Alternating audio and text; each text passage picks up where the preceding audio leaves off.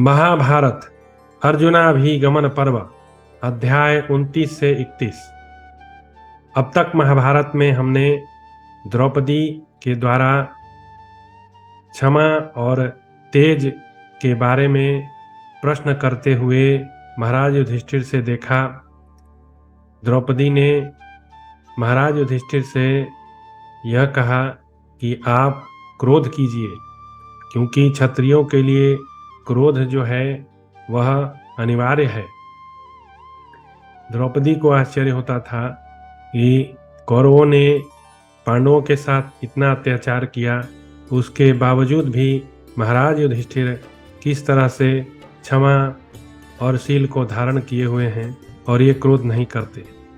तो आज के प्रसंग में हम देखेंगे कि महाराज युधिष्ठिर द्रौपदी को क्या उत्तर देते हैं। युधिष्ठिर के द्वारा क्रोध की निंदा और क्षमा भाव की विशेष प्रशंसा।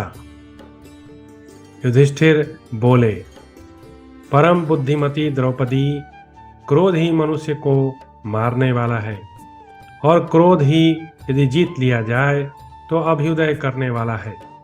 तुम यह जान लो कि उन्नति और अवनति दोनों क्रोध मूलक ही है। क्रोध को जीतने से उन्नति और क्रोध के वशीभूत होने से अवनति होती है। सुशोभ ने जो क्रोध को रोक लेता है उसकी उन्नति होती है, और जो मनुष्य क्रोध के वेग को सहन नहीं कर पाता उसके लिए वह परम भयंकर क्रोध विनाशकारी बन जाता है। इस जगत में क्रोध के कारण लोगों का नाश होता दिखाई देता है, इसलिए मेरे जैसा मनुष्य लोक विनाशक क्रोध का उपयोग दूसरों पर कैसे करेगा। क्रोधी मनुष्य पाप कर सकता है। क्रोध के वशीभूत मानव गुरु जनों की हत्या भी कर सकता है, और क्रोध से भरा हुआ पुरुष अपनी कठोर वाणी द्वारा श्रेष्ठ मनुष्यों का अपमान भी कर देता है। क्रोधी मनुष्य कभी यह नहीं समझ पाता क्या कहना चाहिए क्या नहीं। क्रोधी के लिए कुछ भी अकार्य अथवा अवाच्य नहीं। क्रोधवश वह अवध्य पुरुषों की भी हत्या कर सकता है और वध के योग्य मनुष्य की भी पूजा में तत्पर हो सकता है। इतना ही नहीं, क्रोधी मानव आत्महत्या द्वारा अपने आप को भी यमलोक का अतिथि बना सकता है। इन दोषों को देखने वाले मनस्वी पुरुष ने, जो इहलोक और परलोक में भी परम उत्तम कल्याण की इच्छा रखते हैं, क्रोध को जीत लिया है। अतः धीर पुरुषों ने जिसका परित्याग कर दिया है, उस क्रोध को मेरे जैसा मनुष्य कैसे उपयोग में ला सकता है। द्रुपद कुमारी, यही सोचकर मेरा क्रोध कभी बढ़ता नहीं है। क्रोध करने वाले पुरुष के प्रति जो बदले में क्रोध नहीं करता, वह अपने को और दूसरों को भी महान भय से बचा लेता है। वह अपने और पराये दोनों के दोषों को दूर करने के लिए चिकित्सक बन जाता है। यदि मूढ़ एवं असमर्थ मनुष्य दूसरों के साथ क्लेश दिए जाने पर स्वयं भी बलिष्ठ मनुष्यों पर क्रोध करता है, तो वह अपने ही द्वारा अपने आप का विनाश कर देता है। अपने चित्त को वश में न रखने के कारण क्रोधवश देह त्याग करने वाले उस मनुष्य के लोक परलोक दोनों ही नष्ट हो जाते हैं। अतः द्रुपद कुमारी, असमर्थ के लिए अपने क्रोध को रोकना ही अच्छा माना गया है। इसी प्रकार जो विद्वान पुरुष शक्तिशाली होकर भी दूसरों द्वारा क्लेश दिए जाने पर स्वयं क्रोध नहीं करता, वह क्लेश देने वाले का नाश न करके परलोक में भी आनंद का भागी होता है। इसलिए बलवान या निर्बल सभी विज्ञ पुरुषों मनुष्यों को सदा आपत्ति काल में क्षमा भाव का आश्रय लेना चाहिए। कृष्ण साधु पुरुष क्रोध को जीतने की प्रशंसा करते हैं, और संतों का यह मत है कि इस जगत में क्षमाशील साधु पुरुष की सदा जय होती है। झूठ से सत्य श्रेष्ठ है, क्रूरता से दयालुता श्रेष्ठ है। अतः दुर्योधन मेरा वध कर डाले तो भी इस प्रकार अनेक दोषों से भरे हुए और सत्पुरुषों द्वारा परित्यक्त क्रोध का मेरे जैसा पुरुष कैसे उपयोग कर सकता है।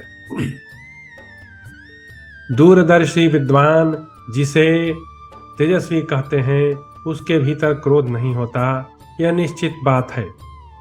जो उत्पन्न हुए क्रोध को अपनी बुद्धि से दबा देता है उसे तत्वदर्शी विद्वान तेजस्वी मानते हैं। सुंदरी क्रोधी मनुष्य किसी कार्य को ठीक ठीक नहीं समझ पाता, वह यह भी नहीं जानता कि मर्यादा क्या है, अर्थात क्या करना चाहिए क्या नहीं करना चाहिए। क्रोधी मनुष्य अवध पुरुषों का भी वध कर देता है। क्रोधी मनुष्य गुरुजनों को कटु वचनों द्वारा पीड़ा पहुंचाता है।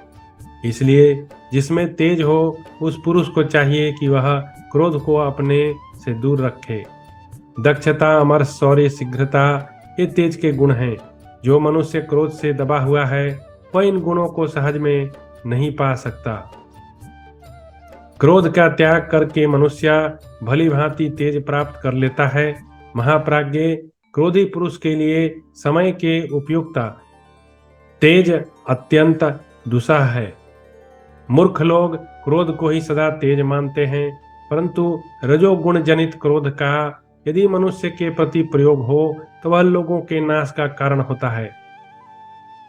अतः सदाचारी पुरुष सदा क्रोध का परित्याग करे। अपने वर्ण धर्म के अनुसार न चलने वाला मनुष्य अपेक्षाकृत अच्छा, किंतु क्रोधी नहीं अच्छा, यह निश्चय है। साध्वी द्रौपदी यदि मूर्ख और अविवेकी मनुष्य क्षमा आदि सद्गुणों का उल्लंघन कर जाते हैं तो मेरे जैसा विज्ञ पुरुष उनका अतिक्रमण कैसे कर सकता है।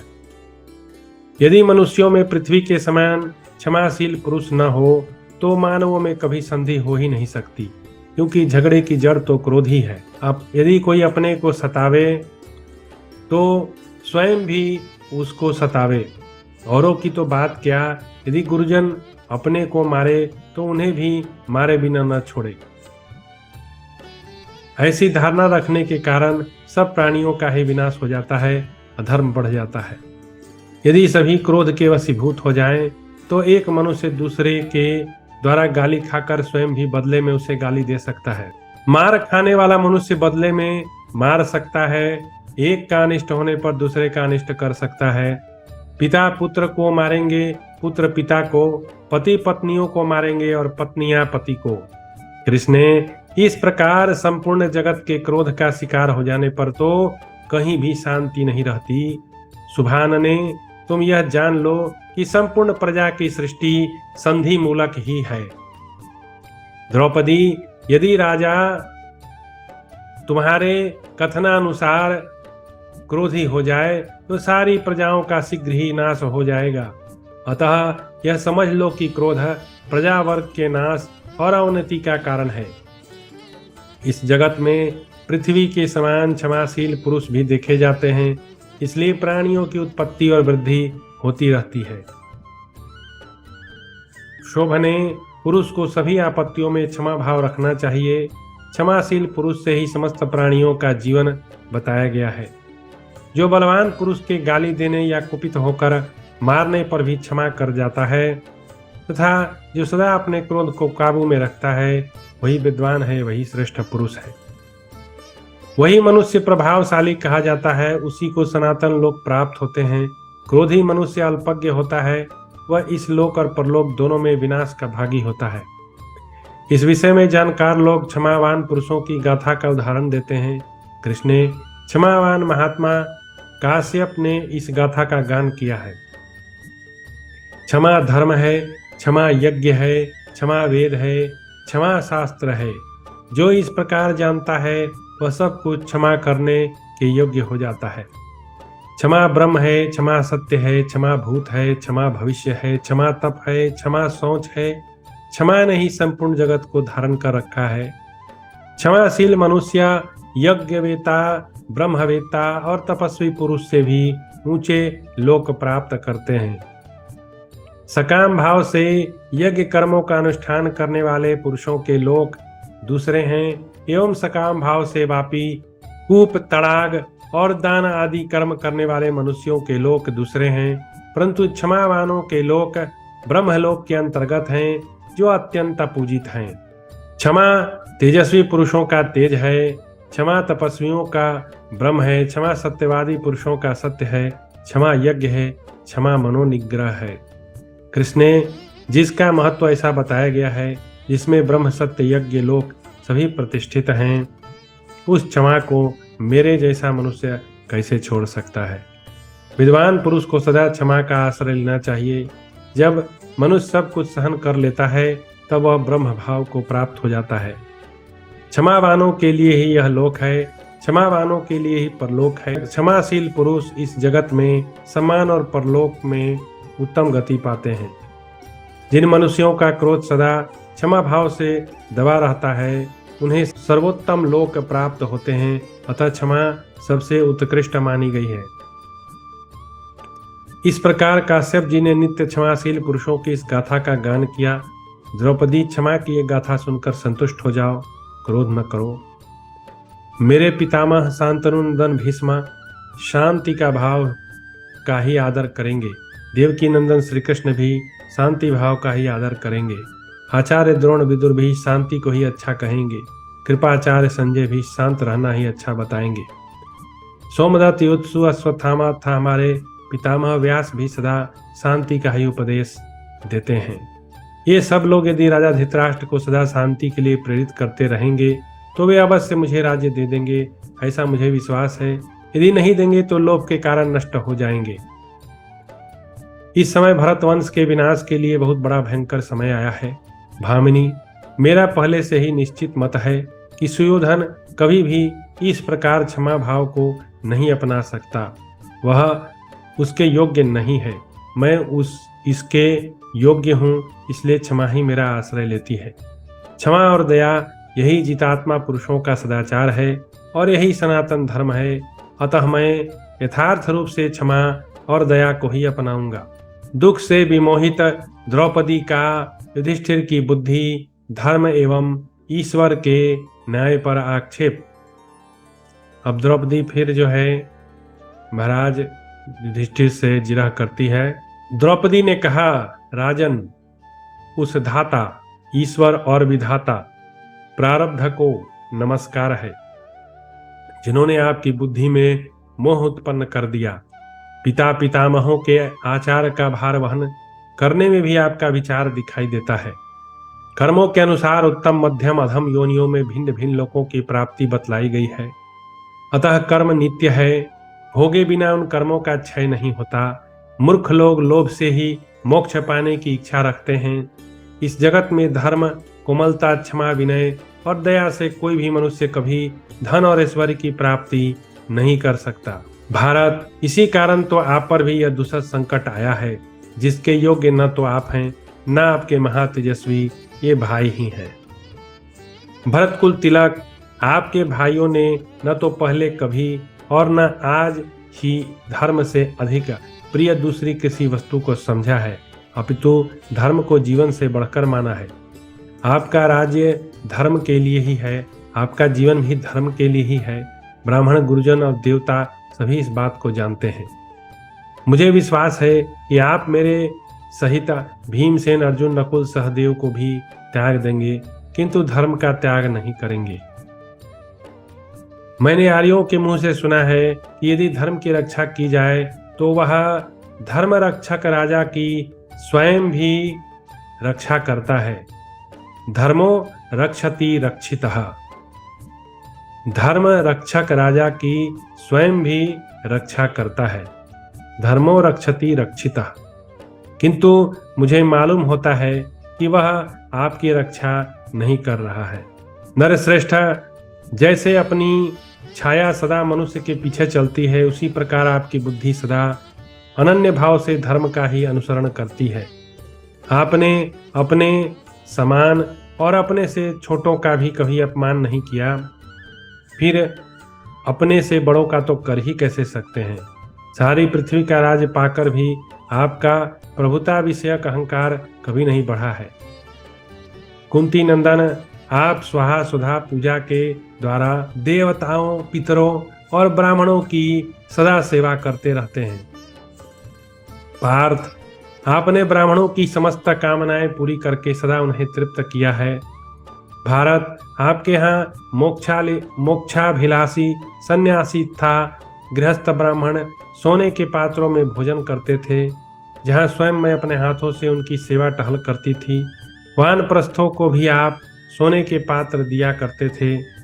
आपके घर में कोई ऐसी वस्तु नहीं थी जो ब्राह्मणों के लिए अदेय हो। राजन, आपके द्वारा शांति के लिए जो घर में वह वैश्वदेव कर्म किया जाता है, उसमें अतिथि और प्राणियों के लिए अन्न देकर आप अवशिष्ट अन्न के द्वारा जीवन निर्वाह करते हैं। इष्टि पूजा, पशु बंध, पशुओं को बांधना, काम्य याग, नैमित्तिक याग, पाक यज्ञ था नित्य यज्ञ, ये सब भी आपके यहाँ बराबर चलते रहते हैं। आप राज्य से निकलकर लुटेरों द्वारा सेवित इस निर्जन महावन में निवास कर रहे हैं, तो भी आपका धर्म कार्य कभी शिथिल नहीं हुआ है। अश्वमेध, राजसूया, पुंडरीक था गोसव, इन सभी महायज्ञों का आपने प्रचुर दक्षिणा दान पूर्वक अनुष्ठान किया है। परंतु महाराज, उस कपट द्यूत जनिता पराजय के समय आपकी बुद्धि विपरीत हो गई, जिसके कारण आप राज्य, धन, आयु तथा भाइयों को और मुझे भी दांव पर रखकर हार गए। आप सरल, कोमल, उदार, लज्जाशील, सत्यवादी हैं। न जाने कैसे आपकी बुद्धि में जुआ खेलने का व्यसन आ गया। आपके इस दुख और भयंकर विपत्ति को विचार कर मुझे अत्यंत मोह प्राप्त हो रहा है और मेरा मन दुख से पीड़ित हो रहा है। इस विषय में लोग इस प्राचीन इतिहास का उदाहरण देते हैं, जिसमें यह कहा गया है कि सब लोग ईश्वर के वश में हैं, कोई भी स्वाधीन नहीं है। विधाता ईश्वर ही सबके पूर्व कर्मों के अनुसार प्राणियों के लिए सुख दुख, प्रिय अप्रिय की व्यवस्था करते हैं। नरवीर नरेश जैसे कठपुतली सूत्रधार से प्रेरित हो अपने अंगों का संचालन करती है, उसी प्रकार यह सारी प्रजा ईश्वर की प्रेरणा से अपने हस्तपाद आदि अंगों द्वारा विविध चेष्टाएं करती है। मैंने उपनिषद में पढ़ा है, श्वेताश्वतर उपनिषद में यह बात आई है। एक मंत्र है, एको देवः सर्वभूतेषु गूढ़ः सर्वव्यापी सर्वभूतंतरात्मा कर्माध्यक्षः सर्वभूताधिवासः साक्षी चेता केवलो निर्गुणश्च। इसका अर्थ हुआ कि भगवान जो है वह कर्माध्यक्ष है, वो सभी के कर्मों का जो है फल प्रदान करता है। यह बात वेद में आई है। तो द्रौपदी की यह बात सत्य है कि सबका नियंता जो है ईश्वर है और कोई भी स्वतंत्र नहीं है। स्वतंत्र सिर्फ ईश्वर होता है और सारे जीव परतंत्र हैं, माया के अधीन है, प्रकृति के गुणों से, प्रकृति के त्रिविध गुणों से बंधे हुए हैं। भारत, ईश्वर आकाश के समान संपूर्ण प्राणियों में व्याप्त होकर उनके कर्मानुसार सुख दुख का विधान करते हैं। जीव स्वतंत्र नहीं है, वह डोरे में बंधे हुए पक्षी की भांति कर्म के बंधन में बंधा होने से परतंत्र है। वह ईश्वर के ही वश में होता है, उसका न दूसरों पर वश चलता है न अपने ऊपर। यह बात भी द्रौपदी की 100% सत्य है। मनुष्य प्रकृति के त्रिगुणात्मक गुणों के द्वारा पूरी तरह पराजित है और वह अपने गुणों का अनुसरण करता है। कोई ज्ञानी, कोई तपस्वी, कोई साधु, कोई संत तपस्या करके, तप करके, भगवान का भजन करके अपने प्रकृति को जीत लेता है, तो वह माया से ऊपर उठ जाता है और वह भगवान की तरह स्वतंत्र हो जाता है। लेकिन जब तक मनुष्य को ईश्वर का अनुभव नहीं हुआ है, तब तक वह प्रकृति का गुलामी करता है। लेकिन जब वह भजन क्रिया के द्वारा अपने पूर्वकृत पापों को नष्ट कर देता है, तो वह प्रकृति के बंधन से मुक्त हो जाता है और स्वतंत्र हो जाता है। लेकिन यह बहुत ऊंची अवस्था है। उस अवस्था तक पहुंचने के पहले बहुत सारे जोखिम भरे मार्ग हैं और उन मार्गों पर चलना बहुत ही कठिन है। सत्य का मार्ग बहुत ही जोखिम भरा है, और जो कोई कहता है कि सत्य का मार्ग बहुत सरल है, वह बिल्कुल झूठ बोलता है। सत्य के मार्ग में सबसे बड़ी बाधा हमारा मन है, क्योंकि मन भोग प्रधान है और इसका एक ही लक्ष्य है, माया का भोग करना। और जब इसको हम भोग से हटाने का प्रयास करते हैं तो यह निरंतर हमें चित्त वृत्तियों में विकार पैदा करके तरह तरह के वासनाओं को बिछाकर हमें कष्ट देता है, हमें भगवान की तरफ नहीं जाने देता और भोग जनित सुखों की ओर आकर्षित करते रहता है।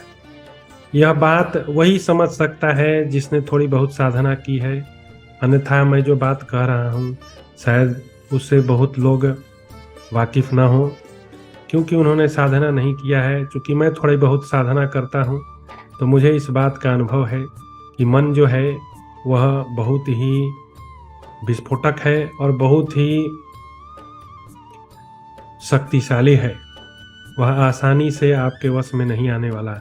आपको मन को वश में करने के लिए बहुत सारे दुखों को सहन करना पड़ेगा, बहुत सारे चित्त के विकारों को सहन करना पड़ेगा, तभी वह आपके वश में आएगा, उससे पहले नहीं। तो देखते हैं, द्रौपदी ने यहाँ बहुत अच्छी बात कही, जीव स्वतंत्र नहीं है, वह डोरे में बंधे हुए पक्षी की भांति कर्म के बंधन में बंधा होने से परतंत्र है।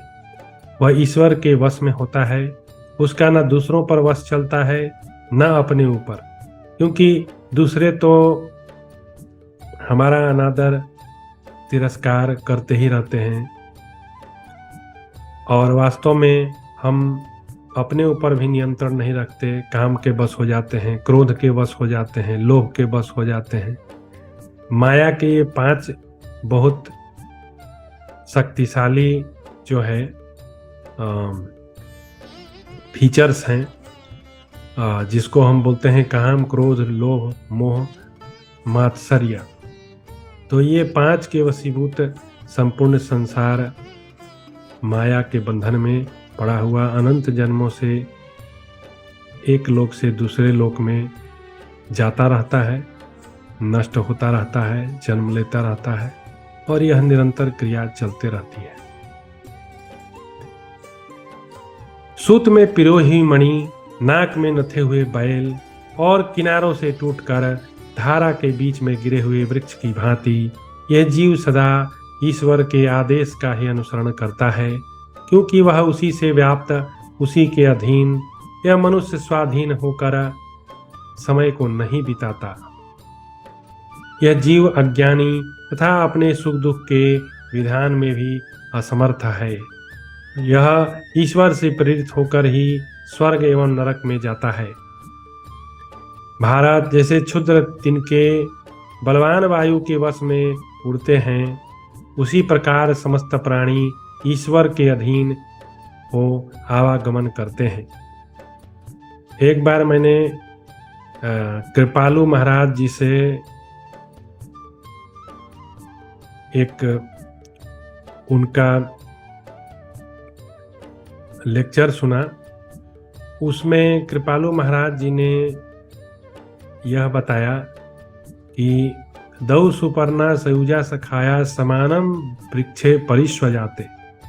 तो एक ही वृक्ष को आश्रय करके जीव और ईश्वर एक ही वृक्ष को आश्रय करके दोनों रहते हैं। अर्थात यह शरीर जो है एक वृक्ष की भांति है और इसी शरीर रूपी वृक्ष पर ईश्वर और जीव दोनों साथ साथ रहते हैं। उन्होंने यहाँ तक कहा कि हम नरक जाते हैं तो वहाँ भी भगवान हमारे साथ जाते हैं, पाखाने का कीड़ा बनते हैं तो वहाँ भी वे संग रहते हैं, वो कभी हमारा संग छोड़ते नहीं। भगवान में जीव को छोड़ने का सामर्थ्य है ही नहीं, क्योंकि जिस दिन भगवान ने जीव को त्याग दिया वह जीव जो है एक अलग भगवान बन जाएगा। इसीलिए भगवान किसी जीव का त्याग कभी नहीं करते।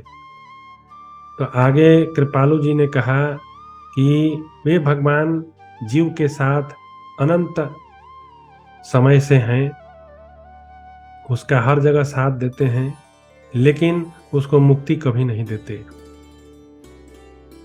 उसके ज्ञान का पर्दा जो है पड़ा हुआ है, ज्ञान के ऊपर पर्दा पड़ा हुआ है माया का, और वह माया के द्वारा जो है एक योनि से दूसरे योनि में भ्रमण करते रहता है और निरंतर यह क्रिया होती रहती है। लेकिन भगवान संग होते हुए भी मुक्ति नहीं देते, आनंद नहीं देते। इसका समाधान क्या है? कैसे भगवान का अनुभव हो, कैसे मुक्ति प्राप्त हो, कैसे आनंद प्राप्त हो? क्योंकि सभी जीव का लक्ष्य तो एक ही है कि आनंद की प्राप्ति। सारे जीव, इवन बेटा बाप से भिन्न होता है, फिंगरप्रिंट तक नहीं मिलता, विचार भिन्न होता है, व्यवहार भिन्न होता है, उसका चरित्र भिन्न होता है, लेकिन इतने सारे 84 लाख योनि बनाए गए हैं, सब में भिन्नता है, एक का दूसरे से कोई मेल नहीं है, लेकिन सभी का एक ही लक्ष्य है, वह है आनंद। सब लोग आनंद चाहते हैं, तो लक्ष्य है आनंद।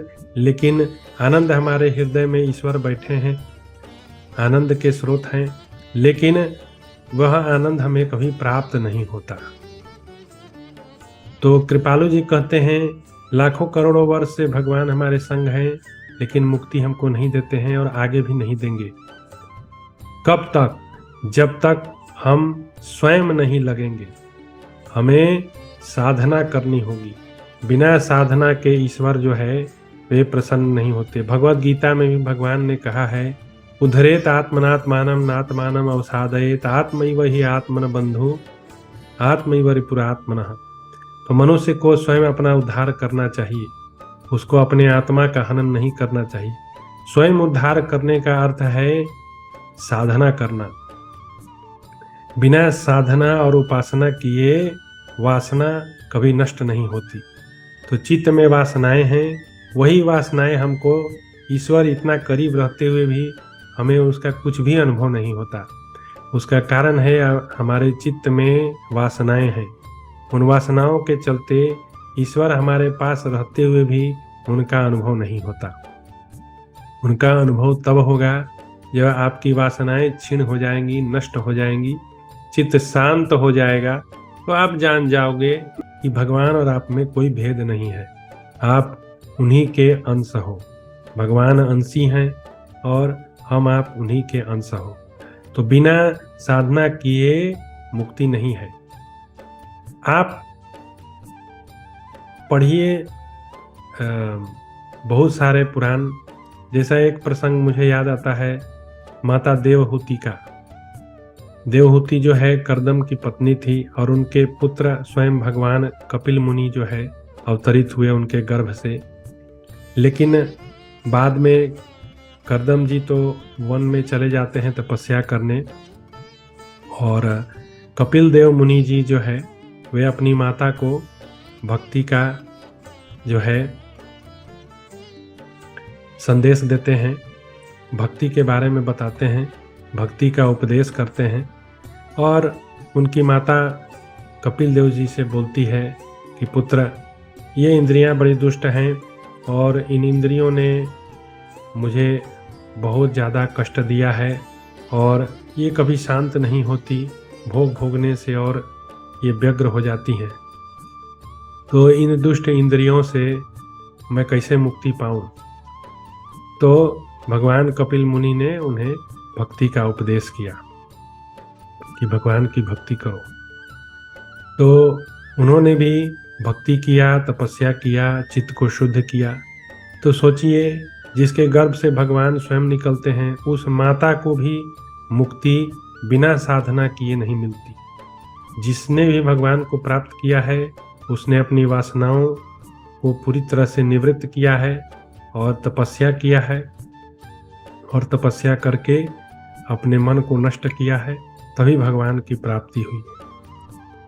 तो बिना साधना के भगवान की प्राप्ति नहीं होती, नहीं होती, नहीं होती।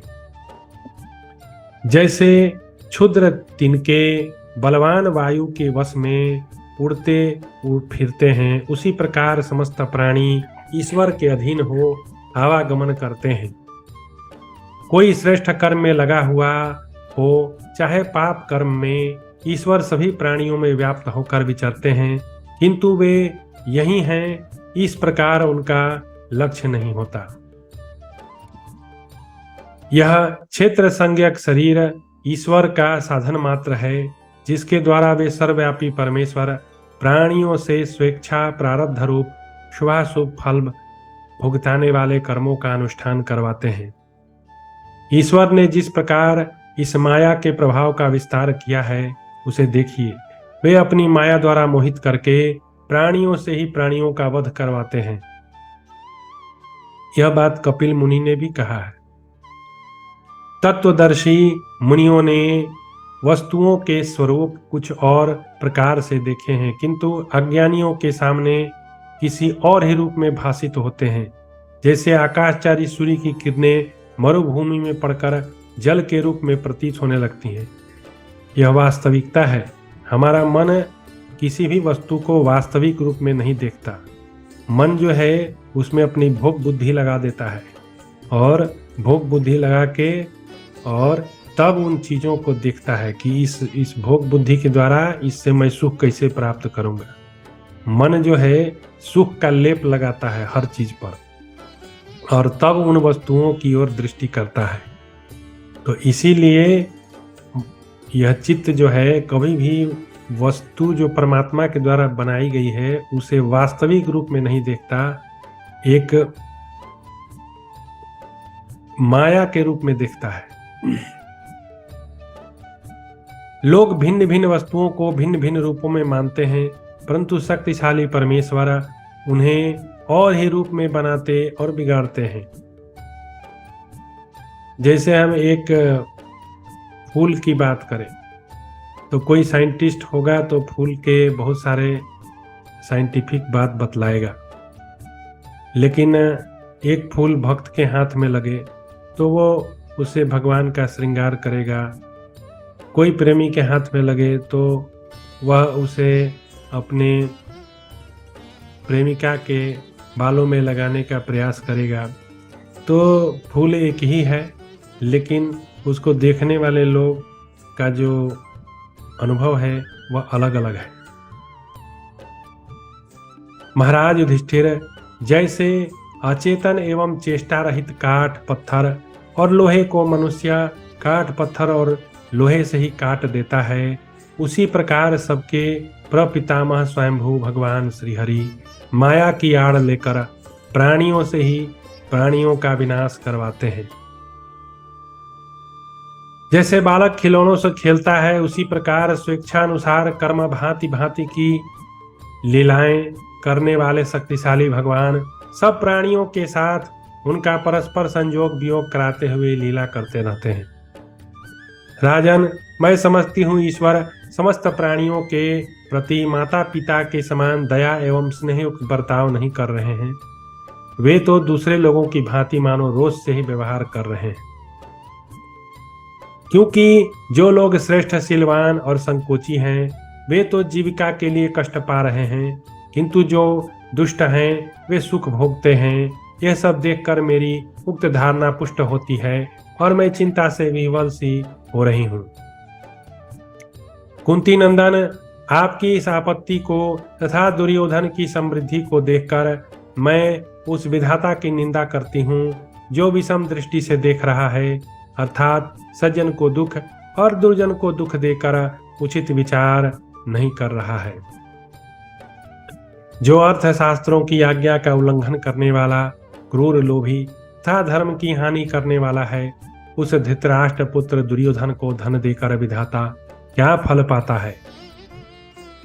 यदि किया हुआ कर्म कर्ता का ही पीछा करता है, दूसरे के पास नहीं जाता, तब तो ईश्वर भी उस पाप कर्म से अवश्य लिप्त होंगे। इसके विपरीत यदि किया हुआ पाप कर्म कर्ता को नहीं प्राप्त होता, तो इसका कारण यहाँ बल ही है। ईश्वर शक्तिशाली है, इसलिए उन्हें पाप कर्म का फल नहीं मिलता होगा। इस दशा में मुझे दुर्बल मनुष्यों के लिए शोक हो रहा है। युधिष्ठिर द्वारा द्रौपदी के आक्षेप का समाधान था ईश्वर धर्म, महापुरुषों के आदर से लाभ और अनादर से हानि। अध्याय 31। युधिष्ठिर बोले, यज्ञसेन कुमारी, तुमने जो बात कही है वह सुनने में तो बड़ी मनोहर लगती है। विचित्र पदावली से सुशोभित था, बहुत सुंदर है। मैंने उसे बड़े ध्यान से सुना है, परंतु इस समय तुम अज्ञान से नास्तिक मत का प्रतिपादन कर रही हो। राजकुमारी, मैं कर्मों के फल की इच्छा रखकर उनका अनुष्ठान नहीं करता, अपितु देना कर्तव्य है समझकर दान देता हूँ और यज्ञ को भी कर्तव्य मानकर उसका अनुष्ठान करता हूँ। कृष्ण, यहाँ उस कर्म का फल हो या न हो, गृहस्थ आश्रम में रहने वाले पुरुष का जो कर्तव्य है मैं उसी का यथाशक्ति कर्तव्य बुद्धि से पालन करता हूँ। सुश्रोणी, मैं धर्म का फल पाने के लोभ से धर्म का आचरण नहीं करता, अपितु साधु पुरुषों के आचार व्यवहार को देखकर शास्त्रीय मर्यादा का उल्लंघन न करके स्वभाव से ही मेरा मन धर्म पालन में लगा है। द्रौपदी, जो मनुष्य कुछ पाने की इच्छा से धर्म का व्यापार करता है वह धर्मवादी पुरुषों की दृष्टि में हीन और निंदनीय है। जो पापात्मा मनुष्य नास्तिकतावश धर्म का अनुष्ठान करके उसके विषय में शंका करता है अथवा धर्म को दोहना चाहता है अथवा धर्म के नाम पर स्वार्थ सिद्ध करना चाहता है, उसे धर्म का फल बिल्कुल नहीं मिलता। मैं सारे प्रमाणों से ऊपर उठकर केवल शास्त्र के आधार पर जोर देकर कह रहा हूं कि तुम धर्म के विषय में शंका न करो, क्योंकि धर्म पर संदेह करने वाला मानव पशु पक्षियों की योनि में जन्म लेता है। जो धर्म के विषय में संदेह रखता है अथवा जो दुर्बल आत्मा पुरुष वेद आदि शास्त्रों पर अविश्वास करता है वह जरा मृत्यु रहित परम धाम से उसी प्रकार वंचित रहता है जिसे शूद्र वेदों के अध्ययन से। मनस्विनी, जो वेद का अध्ययन करने वाला धर्मपरायण और कुलीन हो, उस राजर्षि की गणना धर्मात्मा पुरुषों को वृद्धों में करनी चाहिए। वह आयु में छोटा हो तब भी उसका वृद्ध पुरुष के समान आदर करना चाहिए। जो मंदबुद्धि पुरुष शास्त्रों की मर्यादा का उल्लंघन करके धर्म के विषय में आशंका करता है वह शूद्रों और चोरों से भी बढ़कर पापी है। तुमने हमें आत्मा महा तपस्वी मार्कंडेय जी को, जो अभी यहाँ से गए हैं, प्रत्यक्ष देखा है। उन्हें धर्म पालन से ही चिरजीविता प्राप्त हुई है। व्यास, वशिष्ठ, मैत्रेयी, नारद, लोमस, सूक तथा अन्य सब महर्षि धर्म के पालन में शुद्ध हृदय वाले हुए हैं। तुम अपनी आंखों इन सब को देखती हो। ये दिव्य योग शक्ति से संपन्न, शाप और अनुग्रह में समर्थ था, देवताओं से भी अधिक गौरवशाली है। अनघे, ये अमरों के समान विख्यात था। वेदगम्य विषयों को भी प्रत्यक्ष देखने वाले महर्षि धर्म को ही सबसे प्रथम आचरण में लाने योग्य बताते हैं। अतः कल्याणमयी महारानी द्रौपदी, तुम मूर्खता युक्त मन के द्वारा ईश्वर और धर्म पर आक्षेप एवं आशंका नहीं करनी चाहिए। धर्म के विषय में संशय रखने वाला बाल बुद्धि मानव, जिन्हें धर्म के तत्व का निश्चय हो गया है, उन समस्त ज्ञानी जनों को उन्मत्त समझता है। अतः वह बाल बुद्धि दूसरे किसी से कोई शास्त्र प्रमाण नहीं ग्रहण करता। केवल अपनी बुद्धि को ही प्रमाण मानने वाला उदंड मानव श्रेष्ठ पुरुषों एवं उत्तम धर्म की अवहेलना करता है, क्योंकि वह मूढ़ इंद्रियों की आसक्ति से संबंध रखने वाले इस लोक प्रत्यक्ष दृश्य जगत की ही सत्ता स्वीकार करता है। अप्रत्यक्ष वस्तु के विषय में उसकी बुद्धि मोह में पड़ जाती है। जो धर्म के प्रति संदेह करता है उसकी शुद्धि के लिए कोई प्रायश्चित नहीं है। वह धर्म विरोधी चिंतन करने वाला दीन पापात्मा पुरुष उत्तम लोकों को नहीं पाता, अर्थात अधिगति को प्राप्त होता है। जो मूर्ख प्रमाणों की ओर से मुख मोड़ लेता है, वेद शास्त्रों के सिद्धांत की निंदा करता है तथा काम एवं लोक के अत्यंत परायण है, वह नरक में पड़ता है। कल्याणी, जो सदा धर्म के विषय में पूर्ण निश्चय रखने वाला है और सब प्रकार की आशाएं छोड़कर धर्म की शरण लेता है, वह परलोक में अक्षय अनंत सुख का भागी होता है, अर्थात परमात्मा को प्राप्त हो जाता है। कल्याणी जो सदा धर्म के विषय में पूर्ण निश्चय रखने वाला है और सब प्रकार की आशाएं छोड़कर धर्म की शरण लेता है, वह परलोक में अनंत सुख का भागी होता है, परमात्मा को प्राप्त कर लेता है। जो मूढ़ मानव आर्ष ग्रंथों के प्रमाण की अवहेलना करके समस्त शास्त्रों के विपरीत आचरण करते हुए धर्म का पालन नहीं करता, वह जन्म जन्मांतरों में भी कभी कल्याण का भागी नहीं होता। भाविनी जिसकी दृष्टि में ऋषियों के वचन शिष्ट पुरुषों के आचार प्रमाणभूत नहीं, उसके लिए न यह लोक है न परलोक। यह तत्ववेत्ता महापुरुषों का निश्चय है। कृष्ण ने सर्वज्ञ और सर्वद्रष्टा महर्षियों द्वारा प्रतिपादित तथा शिष्ट पुरुषों द्वारा आचरित पुरातन धर्म पर शंका नहीं करनी चाहिए। द्रुपद कुमारी जैसे समुद्र के पार जाने की इच्छा वाले वाणिज्य के लिए जहाज की आवश्यकता है, वैसे ही स्वर्ग में जाने वालों के लिए धर्माचरण ही जहाज है, दूसरा नहीं। साध्वी द्रौपदी यदि धर्मपरायण पुरुषों द्वारा पालित धर्म निष्फल होता तो संपूर्ण जगत असीम अंधकार में निमग्न हो जाता। यदि धर्म निष्फल होता तो धर्मात्मा पुरुष मोक्ष नहीं पाते, कोई विद्या की प्राप्ति में नहीं लगते, कोई भी प्रयोजन सिद्धि के लिए प्रयत्न नहीं करते, सभी पशुओं सा जीवन व्यतीत करते। यदि तप ब्रह्मचर्य यज्ञ स्वाध्याय दान सरलता आदि धर्म निष्फल होते तो पहले जो श्रेष्ठ और श्रेष्ठ पुरुष हुए हैं वे धर्म का आचरण नहीं करते। यदि धार्मिक क्रियाओं का कुछ फल नहीं होता, वे सब निरर्थक विद्या होती, तो ऋषि देवता गंधर्व असुर तथा राक्षस प्रभावशाली होते हुए भी किस लिए आदर पूर्वक धर्म का आचरण करते। कृष्ण ने यहाँ धर्म का फल देने वाले ईश्वर अवश्य हैं, यह बात जानकर ही उन ऋषि आदि ने धर्म का आचरण किया। धर्म ही सनातन श्रेय है। धर्म निष्फल नहीं होता, अधर्म भी अपना फल दिए बिना नहीं रहता। विद्या और तपस्या के भी फल देखे जाते हैं। कृष्ण तुम अपने जन्म के प्रसिद्ध वृतांत को ही स्मरण करो। महाराज प्रतापी भाई धृष्टद्युम्न जिस प्रकार उत्पन्न हुआ यह भी तुम जानती हो। पवित्र मुस्कान वाली द्रौपदी, इतना ही दृष्टांत देना पर्याप्त है। धीर पुरुष कर्मों का फल पाता है और थोड़े से फल से भी संतुष्ट हो जाता है, परंतु बुद्धिहीन अज्ञानी मनुष्य बहुत पाकर भी संतुष्ट नहीं होते। उन्हें परलोक में धर्मजनित थोड़ा सा भी सुख नहीं मिलता। भामिनी वेदोक्त पुण्य देने वाले सत्कर्मों और अनिष्टकारी पाप कर्मों का फलोदय तथा उत्पत्ति और प्रलय ये सब दैव गुह्य हैं, देवता ही उन्हें जानते हैं। इन देव गुह्य विषयों में साधारण लोग मोहित हो जाते हैं। जो इन सब को तात्विक रूप से नहीं जानता वह सहस्रों कल्पों में भी कल्याण का भागी नहीं हो सकता। इन सब विषयों को देवता लोग गुप्त रखते हैं। देवताओं की माया भी गुड़ है, जो आशा का परित्याग करके सात्विक हितकर एवं पवित्र आहार करने वाले हैं। तपस्या से जिनके सारे पाप दग्ध हो गए हैं तथा जो मानसिक प्रसन्नता से युक्त है, वे द्विज ही इन देवगुह्य विषयों को देख पाते हैं। धर्म का फल तुरंत दिखाई न दे तो इसके कारण धर्म एवं देवताओं पर आशंका नहीं करनी चाहिए। दोष दृष्टि न रखते हुए यत्नपूर्वक यज्ञ और दान करते रहना चाहिए। कर्मों का फल यहाँ अवश्य प्राप्त होता है, यह धर्मशास्त्र का विधान है। यह बात ब्रह्मा जी ने अपने पुत्र से कही है, जिसे कश्यप ऋषि जानते हैं।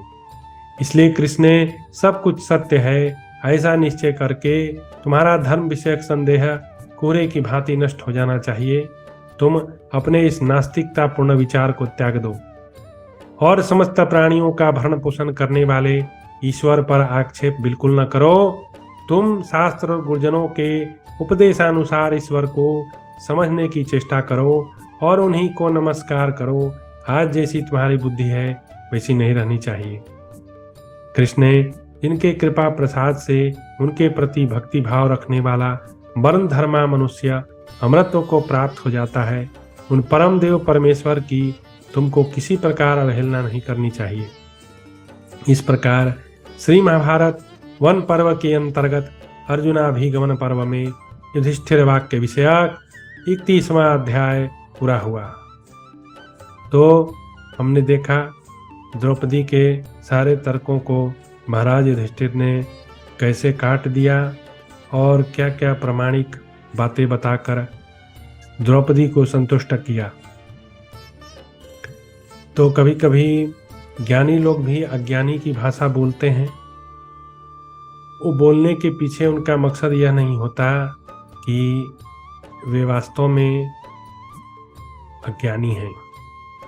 वे जगत के कल्याण के लिए अज्ञानी बनकर प्रश्न करते हैं और फिर उसी में से कोई एक ज्ञानी बनकर उसका उत्तर देता है। तो इससे क्या होता है, इस तरह के प्रश्नोत्तरी से हमारा अज्ञान दूर होता है और बिना अज्ञान के दूर हुए मोक्ष की प्राप्ति नहीं होती।